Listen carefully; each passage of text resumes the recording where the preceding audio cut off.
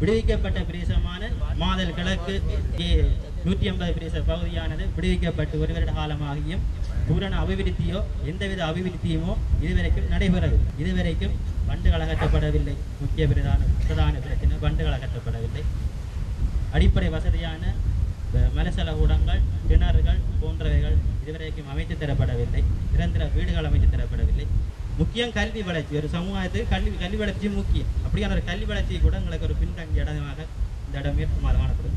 அதில் இருக்கிற மக்கள் இன்றைக்கும் வெளியில பல வீடுகளில் மாறி மாறி மாறி மாறி அழுத்து போயிருக்கணும். உங்களுக்கு பலவிதமான கோரிக்கைகள், பலவிதமான பிரச்சனைகள் இருக்கின்றன. நான் அதை மறுக்க வரவில்லை. உங்களுக்கு உடனடியான பிரச்சனை அந்த மண்ணணை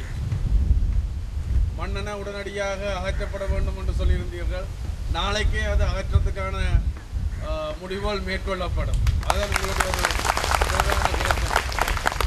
உங்களுக்கான மின்சாரம் நிச்சயம் நாங்கள் செய்து கொடுப்போம். ஏனைய சில பிரச்சனைகளை நீங்கள் சொல்லியிருக்கிறீர்கள். நாங்கள் கடற்படையோடு நாங்கள் இதெல்லாம் கழிச்சிருக்கிறோம். அவர்கள் சிலதுகள் உடனே இணங்கி இருக்கிறார்கள். சிலதில் கொஞ்சம் அவகாசம் தேவை என்று அதிபர் பாடசாலையை கேட்டிருந்தார். ஒரு 2-3 மாதங்களுக்குள்ள நாங்கள் உங்களுக்கு பாடசாலையை விடுவிச்சு தரலாம். 1000 கோடி ரூபாய் வடமாகாணத்துக்கு வரவு செலவு திட்டத்துக்கு புறம்பாக 1000 கோடி ரூபாய் திட்டம் ஒன்று இருக்குது. அது கிராமங்களுக்கு தான் வந்தடையும். அதே மாதிரி அடுத்தடுத்த கிழமை அந்த வேலையிலெல்லாம் ஆரம்பிக்கப்படும். வீட்டு திட்டம் இந்திய உதவியோட கட்டுறதுக்கு ஒரு ஏற்பாடாகி இருக்குது.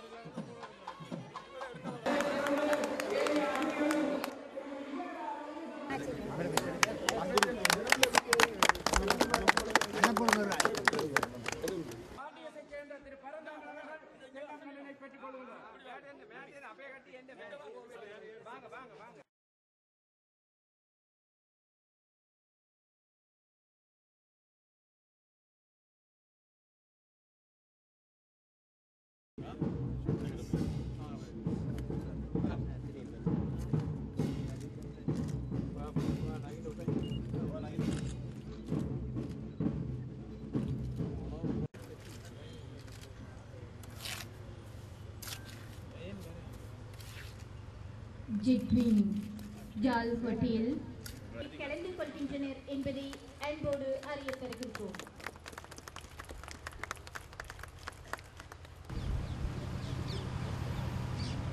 මෙම මුල්ගල තබන ජෙට්වින් ජාල් හොටල් සංකීර්ණය සංචාරක ව්‍යාපාරය තුල මේ රටේ ඇති වෙලා තියෙන නවෝදය පමණක් පිනුමුල් කරන එකක් නෙවෙයි. ඊට වඩා මෙම මුල්කල් තැබීමෙන් පිළිවෙල වෙන්නේ මේ උතුරේ ජනතාවගේ සුබ සිද්ධිය සඳහා සියලු දෙනා ඉදිරිපත් වෙලා ඔවුන් සමග සම්බන්ධ වෙලා කරන දැවැන්ත සංවර්ධන වැඩපිළිවෙලේ එම නැත්නම් ඔවුන්ගේ ජීවිත නගා සිටවීම සඳහා ඇති කරන්නා වූ වැඩපිළිවෙලේ තවත් දැවැන්ත පියවරක්. විශේෂයෙන්ම ඕනම ප්‍රදේශයක පළාතක රටක දියුණුව ආරම්භය දෙන්නේ ඒ රටේ හෝ ප්‍රදේශයේ සාමය ඇති කිරීමෙන්.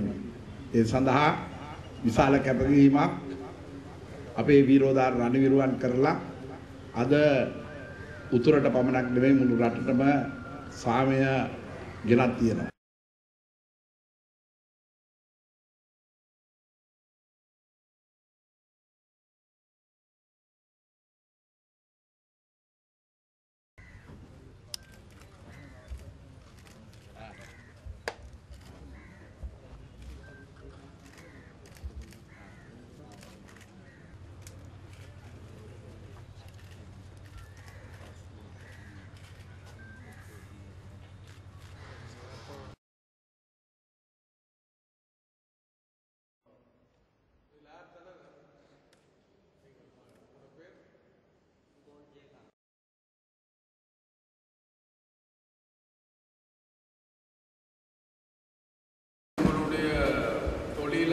திறம்பட வெற்றிகரமாக செய்கிறதுக்கு 2 விடயங்கள் உண்டு.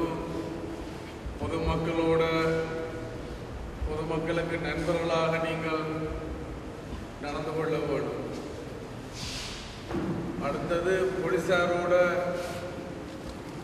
உங்களோட உறவுகள் நல்லதாக இருக்க வேண்டும்.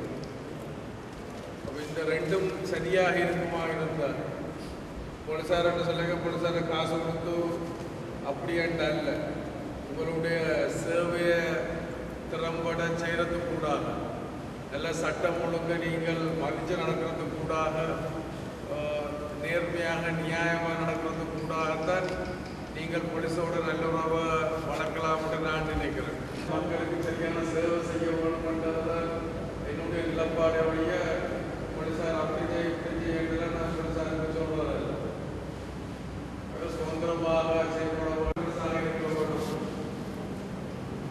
சட்டம் ஒழுங்கு பேணுறதுக்காக, போலீஸோட ஒரு நல்ல உறவை வச்சிருக்கிறதுக்காக, மக்களுக்கு சேவை செய்கிறதுக்காக சகல ஓட்டோக்களும் உங்களோட சங்கத்தில் பதிய வேணும், இத்தனாம் தேதிக்குள்ள பதிய வேணும் என்று சொல்லி நீங்கள் ஒரு 10 தேதிக்கு விளம்பரம் மட்டும் ஓடுங்க.